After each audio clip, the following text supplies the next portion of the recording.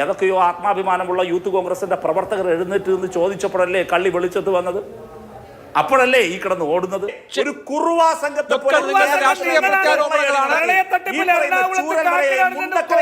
മനുഷ്യന്റെ മൃതശരീരങ്ങൾ കാണിച്ച് പണം വെട്ടിച്ചവരാണ് നിങ്ങൾ. സംസ്കാരമില്ലാതെ സംസാരിക്കുന്ന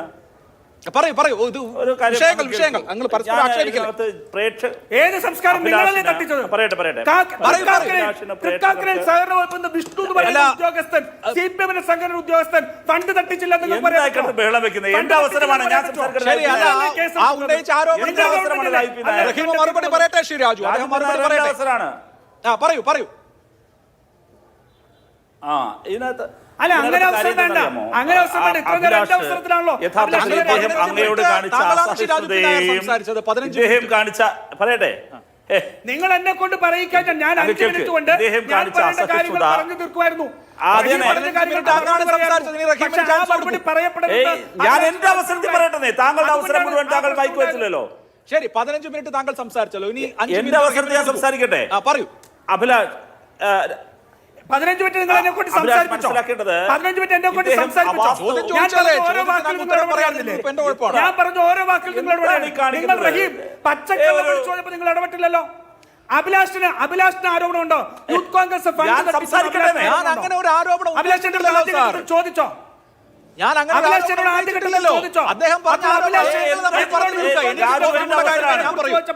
ഞാൻ അതിന് മറുപടിയില്ല, പറഞ്ഞില്ല എന്ന് പറഞ്ഞപ്പോൾ തട്ടിച്ചു എന്നുള്ളൊരു ചോദ്യം ഞാൻ ചോദിച്ചിട്ടില്ല. എനിക്ക് പറഞ്ഞിട്ടുള്ളൂ. രാഷ്ട്രീയ ആരോപണം. റഹീമിന് പറയൂ. ശരി ശരി, റഹീം പറയൂ. അല്ല, അത് ചോദിച്ചു പറഞ്ഞത്. അഭിലാഷ് എന്നോട് ചോദിച്ചിട്ട് ഞാൻ മറുപടി പറഞ്ഞില്ല. ഞാൻ മറുപടി പറഞ്ഞില്ല.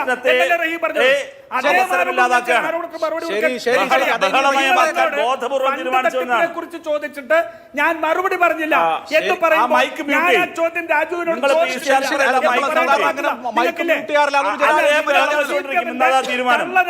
നിങ്ങൾക്ക് ഇടമുണ്ടാക്കി കൊടുക്കണം. തീരുമാനമാണ്. ഞാൻ അല്ല, അദ്ദേഹം പറഞ്ഞോണ്ടിരിക്കട്ടെ. അഭിലാഷേ, ഇദ്ദേഹത്തിന്റെ ഒച്ചപ്പാടും താങ്കളോട് കാണിച്ച അസഹിഷ്ണുതയിലും ഞാനോ അത്ഭുതപ്പെടേണ്ടതില്ല. കാരണം ശ്രീ രാജു പി നായരെല്ലാം രാഷ്ട്രീയ പ്രവർത്തനം ആരംഭിക്കാൻ തുടങ്ങുന്നതിന് മുമ്പ് രാഷ്ട്രീയ പ്രവർത്തനം ആരംഭിച്ച ശ്രീ PJ കുര്യൻ ഇപ്പോൾ എയറിൽ നിന്ന് താഴെ വന്നിട്ടില്ല. കാരണം ഇവരുടെ അസഹിഷ്ണുതയും ആക്രോശമാണ്. ഇപ്പോൾ TV സ്ക്രീനിൽ ഇദ്ദേഹം നിങ്ങളോട് കാണിച്ചതിനേക്കാൾ വലിയ ആക്രോശത്തിന് ഇരയായിക്കൊണ്ടിരിക്കുകയാണ്. ഒരു സത്യം പറഞ്ഞതിന്റെ പേരിൽ ശ്രീ PJ കുര്യൻ മാത്രമല്ല,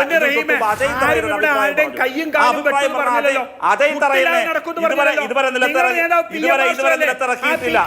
അതിനു മുമ്പ് എത്രയോ സന്ദർഭത്തിലാണ് ഇതിനകത്ത് അഭിപ്രായം പറഞ്ഞ നിരവധി പേര്. അപ്പൊ അസഹിഷ്ണുതയും ബഹളവും അക്രമവും കൊള്ളയുമായി കേരളത്തിലെ കോൺഗ്രസ് മാറിയിരിക്കുകയാണ്. കേരളത്തിലെ കോൺഗ്രസ് അക്രമമായി വന്നിരിക്കുകയാണ്. ഇവിടുത്തെ ചോദ്യം എന്താണ്? പ്രേക്ഷകർ കേട്ടല്ലോ. എന്തിനാണ് ഈ ബഹളം വെക്കേണ്ട കാര്യം? വളരെ ലളിതമായ ചോദ്യമാണ്. നിങ്ങൾ എത്ര രൂപ പിരിക്കുമെന്ന് പറഞ്ഞു. നിങ്ങൾ എത്ര രൂപ പിരിച്ചു? ഇത്രയേ പിരിച്ചുള്ളോ? നിങ്ങൾ 100 വീട് വെക്കാൻ നിങ്ങൾ ഈ പറഞ്ഞ നാമമാത്രമായ തുക മതിയോ? 1 വർഷമായിട്ടും നിങ്ങൾ പിരിച്ചില്ല. എന്തുകൊണ്ട് പിരിച്ചില്ല? അത് മാന്യമായ ഭാഷയിൽ മലയാളികളോട് അവരുടെ സ്വീകരണ മുറിയിലാണ് ഇരിക്കുന്നതെന്ന ബോധ്യത്തിൽ ഒച്ച വെക്കാതെ അത് വിശദീകരിച്ചാൽ തീരുന്ന പ്രശ്നമല്ലേ ഉള്ളൂ. താങ്കൾ സ്റ്റുഡിയോയിലാണ് ഇരിക്കുന്നതെങ്കിലും താങ്കൾ ഈ ഒച്ച കേൾക്കുന്നത് മലയാളികൾ, പാവങ്ങൾ ഇരിക്കുന്ന, സാധാരണക്കാരിരിക്കുന്ന സ്വീകരണ മുറിയിലാണ്. എന്തിനാണ് അവിടെ ഒച്ച വെക്കുന്നത്? നിങ്ങൾക്ക് പറയാനുള്ള ചോദ്യത്തിന് ഉത്തരമുണ്ടെങ്കിൽ പറയണം. അപ്പോൾ അതിനൊന്നും നിങ്ങൾക്ക് ഉത്തരമില്ല. നിങ്ങൾക്ക് ഉത്തരം മുട്ടി നിൽക്കുകയാണ്. ഞാൻ ഒരൊറ്റ കാര്യം മാത്രമേ പറയുന്നുള്ളൂ. നിങ്ങൾ എന്തിനാണ് മരണപ്പെട്ട മനുഷ്യരുടെ നടുവിൽ നിന്ന് നിങ്ങൾ ഈ കൊള്ളയടിക്കുന്നത്? മരണപ്പെട്ട് കിടക്കുന്ന മനുഷ്യർ. പിന്നെ ഇനി ശ്രീ രാജു പി നായരുടെ വളരെ പ്രധാനപ്പെട്ട ആരോപണം എന്താണ്? അഭിലാഷ് മോഹൻ യൂത്ത് കോൺഗ്രസിന് മേൽ അഴിമതി ആരോപിച്ചില്ല. പിരിച്ചത് 88 ആയുള്ളൂ എന്നേ ചോദിച്ചുള്ളൂ. റഹീം ആരോപിച്ചു എന്നാണ്. റഹീമാണോ ആരോപിച്ചത്? ആലപ്പുഴയിലെ നിങ്ങളുടെ യൂത്ത് കോൺഗ്രസിന്റെ വാട്സാപ്പ് ഗ്രൂപ്പ് സന്ദേശം മാധ്യമങ്ങളിലൂടെ പുറത്തു വന്നു. എന്താ വാട്സാപ്പ് ഗ്രൂപ്പ് സന്ദേശം? അവിടുത്തെ നേതാക്കൾ ആ തുക കട്ടുകൊണ്ടുപോയി എന്നല്ലേ? തിരുവനന്തപുരത്ത് നിന്ന് കാട്ടാക്കടയിൽ നിന്ന് സമാന സ്വഭാവമുള്ള ഒരു പരാതി യൂത്ത് കോൺഗ്രസിന്റെ മണ്ഡലം കമ്മിറ്റി കൊടുത്തു. അത് വാർത്തയായില്ലേ?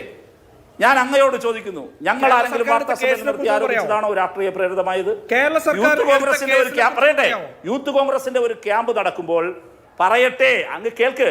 യൂത്ത് കോൺഗ്രസിന്റെ ഒരു ക്യാമ്പ് നടക്കുമ്പോൾ ആ ക്യാമ്പിനകത്ത് പണം പിരിച്ചു കൊടുത്ത പ്രവർത്തകർ എന്തേ ഇതുവരെ വീടാകാത്തത്? DYFI 25 പറഞ്ഞെടുത്ത് 100 കൊടുത്തല്ലോ. യൂത്ത് കോൺഗ്രസിന് എൻ്റെ സംഘടനയ്ക്ക് എന്ത് പറ്റിയെന്ന് ഏതൊക്കെയോ ആത്മാഭിമാനമുള്ള യൂത്ത് കോൺഗ്രസിന്റെ പ്രവർത്തകർ എഴുന്നേറ്റ് നിന്ന് ചോദിച്ചപ്പോഴല്ലേ കള്ളി വെളിച്ചത്ത് വന്നത്? അപ്പോഴല്ലേ ഈ കിടന്ന് ഓടുന്നത്? എന്തിനാണ് ഈ ഗതി വരുത്തുന്നത്? 130 വീട് പ്രഖ്യാപിക്കാൻ ഞങ്ങൾ ആരെങ്കിലും പറഞ്ഞോ? നിങ്ങൾ പ്രഖ്യാപിച്ചതാണ്. ഇനി പ്രഖ്യാപിക്കുന്നതിലൊന്നും ഒരു തെറ്റില്ല. ജനം തന്നിട്ടുണ്ടാകുമല്ലോ. എവിടെയാ പൈസ? ഇതാണ് ഞങ്ങൾ ചോദിക്കുന്നത്. ഇത് കോൺഗ്രസിനും ബാധകമാണ്, നിങ്ങൾക്കും ബാധകമാണ്. എന്നിട്ട് ഒട്ടും ഡൈജസ്റ്റ് ആകാത്ത കാര്യങ്ങൾ പറയാൻ അവിടെ ഭൂമി കിട്ടിയില്ല പോലും. അതുകൊണ്ടാണ് ഞാൻ പറഞ്ഞത്, ഒരു ജില്ലയിൽ ഒരു നല്ല കാര്യത്തിന് വീട് വെക്കാൻ കുറച്ച് ഭൂമി വാങ്ങിക്കാൻ ശേഷിയില്ലാത്തവരെ എങ്ങനെയാണ് കേരളത്തിന്റെ ഭരണമേൽപ്പിക്കുക? ഇതാണ് ചോദ്യം. നിങ്ങൾക്ക് എന്തിനാണ് കഴിയുക? വാചാടോപങ്ങൾ നടത്തുക, ബഹളം വെക്കുക, പാർട്ടിക്കുള്ളിലുള്ളവരായാലും പാർട്ടിക്ക് പുറത്തുള്ളവരായാലും എന്തെങ്കിലും അഭിപ്രായം പറഞ്ഞാൽ അഭിപ്രായം പറയുന്നവരെ മെക്കിട്ട് കയറുക. ഇതല്ലല്ലോ വേണ്ടത്. നിങ്ങൾ കൃത്യമായി നിങ്ങളുടെ അഭിപ്രായം പറ. ഇവിടെ യഥാർത്ഥത്തിൽ സർക്കാർ ചെയ്യേണ്ടത് സർക്കാർ ചെയ്യുന്നുണ്ട്. ഇനി സർക്കാരിനെതിരെ നിങ്ങൾക്ക് വിമർശനം ഉണ്ടെങ്കിൽ വിമർശിച്ചോ, അതിന് ഞങ്ങൾ മറുപടി പറഞ്ഞോളാം. ഈ സർക്കാരിനെതിരെ എന്തെങ്കിലും തരത്തിൽ നിങ്ങൾക്ക് ഓഡിറ്റിൽ പരാതിയുണ്ടോ, നിങ്ങൾ കൊടുത്തോ, അതിന് ഞങ്ങൾ വിശദീകരിക്കാം. നിയമപരമായി നമുക്ക് നോക്കാം, ഒരു പ്രശ്നമില്ല. ഇവിടുത്തെ ചോദ്യം വളരെ കൃത്യമാണ്. സംഘടനകൾ എന്ന നിലയിൽ ഇത് ആദ്യത്തെ സംഭവമല്ല. ഇത് ആദ്യത്തെ സംഭവമല്ല. നിങ്ങൾ 1000 വീട് ഉത്തരം പറഞ്ഞോളൂ, എന്നിട്ട് നമുക്ക് എന്താ ചോദ്യം? അന്തിമ പട്ടിക ആയിട്ടുണ്ടോ ദുരന്ത ബാധിതരുടേത് എന്ന്? അങ്ങ് പറയേണ്ടത് അന്തിമ പട്ടിക ദുരിതബാധിതരെ സംബന്ധിച്ചായിട്ടുണ്ട്. അതാണ് നേരത്തെ അഭിലാഷ് പറഞ്ഞത്, ഞാൻ പറഞ്ഞത്, അരുൺ പറഞ്ഞത്. ഇതൊക്കെ വളരെ കൃത്യമാണ്. ഞാൻ അതിന്റെ വാർത്താക്കുറിപ്പ് വായിച്ച് സമയം കളയുന്നില്ല. ഇനി അത് സംബന്ധിച്ച് പിന്നെയും പരാതി ഉണ്ടെങ്കിൽ ദേശാഭിമാനിയുടെ ദേശാഭിമാനി പത്രത്തിന്റെ വാർത്തയാണ്. ദേശാഭിമാനി പത്രത്തിന്റെ വാർത്തയാണ്. ഞാൻ സംസാരിക്കട്ടെ. എന്റെ അവസരമാണ്. എന്റെ അവസരമാണ്. തീർപ്പാക്കിയിട്ടില്ല. എന്റെ അവസരമാണ്. കള്ളം പറഞ്ഞു പോകാൻ പറ്റോ? കള്ളം പറഞ്ഞു പോകാൻ പറ്റോ? ദേശാഭിമാനിയിലെ വാർത്ത അന്തിമ പട്ടിക ഇതുവരെ ആയിട്ടില്ല. ദേശാഭിമാനിയിലെ വാർത്ത ഒരു വർഷമായിട്ട് അന്തിമ പട്ടിക രാജുവാണ് ചോദിക്കാൻ. അഭിലാഷിന് ധൈര്യം രാജു പി നായരാണ്. അഭിലാഷിന് ധൈര്യം പറയട്ടെ. രാജു പി നായർ നിശബ്ദനാകാൻ പറഞ്ഞല്ലോ. ദേശാഭിമാനിയുടെ വാർത്ത. ദേശാഭിമാനി കള്ളം പറഞ്ഞോ? ദേശാഭിമാനി കള്ളം പറഞ്ഞോ? ദേശാഭിമാനി കള്ളം പറഞ്ഞോ? രാജു പി നായർ നോക്കാം, പരിശോധിക്കാം. ഇത് അങ്ങ് കേൾക്ക്. രാജു പറയുന്നതിന് അങ്ങ് കേൾക്ക്. വെറുതെ അങ്ങ് പറഞ്ഞല്ലോ, ഞാനത് പറയാം. അതായത് നിങ്ങൾ നിങ്ങളുടെ അഭിലാഷ് ഞാൻ അയച്ചിട്ടുണ്ട്. കൊണ്ടാണ് പറയട്ടെ. സർക്കാരിന്റെ അങ്ങയുടെ വാദം എന്താണ്? സർക്കാരിന്റെ അന്തിമ പട്ടികയൊക്കെ ആയിട്ടുണ്ട്. സർക്കാരിന്റെ പ്രവർത്തനത്തോട് ഒരു കൺഫ്യൂഷനും ഇല്ല. നിങ്ങളുടെ വാദം എന്താണ്? സർക്കാരിന്റെ അന്തിമ പട്ടിക ആകാത്തത് കൊണ്ടാണ് കോൺഗ്രസ് പൈസ പിടിക്കാത്തതെന്നാണോ? സർക്കാരിന്റെ അന്തിമ പട്ടിക ആകാത്തത് കൊണ്ടാണ് നിങ്ങൾ ചോദിച്ചത്? കോൺഗ്രസിന്റെ പട്ടിക ലീഗ് വാങ്ങിയ നിങ്ങളുടെ പണം എവിടെ? കോൺഗ്രസിന്റെ കുറുവാ സംഘമായി കേട്ടോ അഭിലാഷേ, ഒരു കുറുവാ സംഘത്തെ